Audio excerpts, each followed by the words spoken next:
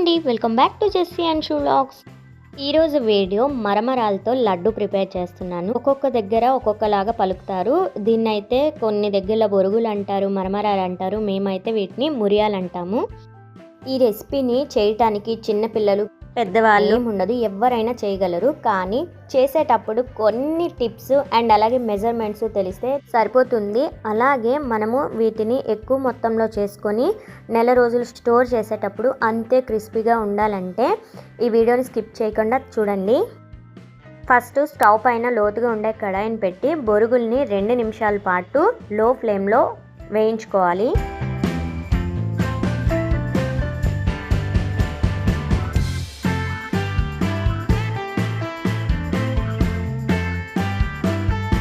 ఇలా వేయించుకోవటం వలన మనం లడ్డూలు ప్రిపేర్ చేశాక అవి క్రిస్పీగా వస్తాయి. అలాగే మనము ఎక్కువ రోజులు నిల్వ పెట్టుకోవాలంటే తప్పనిసరిగా ఇలా వేయించుకోవాలి.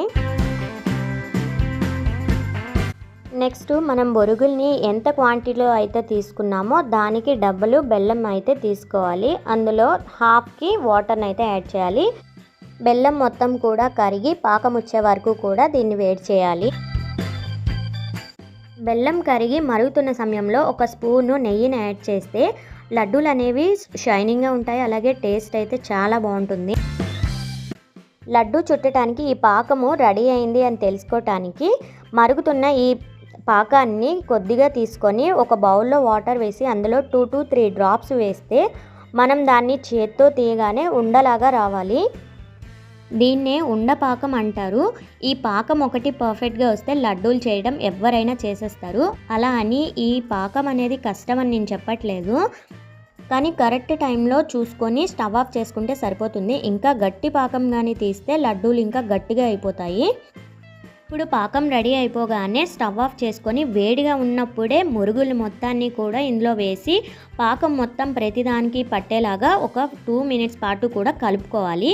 చక్కగా కలుపుకొని చేతికి నెయ్యినైతే అప్లై చేసి వేడిగా ఉంటుండగానే లడ్డూనైతే మీరు చుట్టుకోవాలి. అలా అని గట్టిగా ఒత్తకూడదు, అలా అని లూజ్గా కూడా ఒత్తుకోకూడదు. వీడియోలో చూపిస్తున్నట్టు లడ్డూలు చుట్టుకుంటే సరిపోతుంది. మీరు లడ్డూలు చుట్టుకున్నప్పుడు చల్లగా అయ్యి లడ్డూలు చుట్టడానికి అవ్వట్లేదు అంటే ఒక్కసారి ఆ పాకాన్ని తీసుకెళ్ళి స్టవ్ పై పెట్టి వేడి చేస్తే ఆ బెల్లం అనేది కరిగి మళ్ళీ లడ్డూలు చుట్టుకోవటానికైతే వస్తుంది. చాలా సింపుల్గా మరమరాలతో లడ్డూనైతే ఎవరైనా ప్రిపేర్ చేసుకోవచ్చు. చూసారు కదండి, లేట్ చేయకుండా రెసిపీని అయితే ట్రై చేయండి. అలాగే ఒక్కసారి మన ఛానల్లో ఉన్న వీడియోస్ని చూడండి. నచ్చితే వీడియోని లైక్ చేసి మరిన్ని వీడియోస్ కోసం సబ్స్క్రైబ్ చేసుకోండి. Thanks for watching. బాయ్.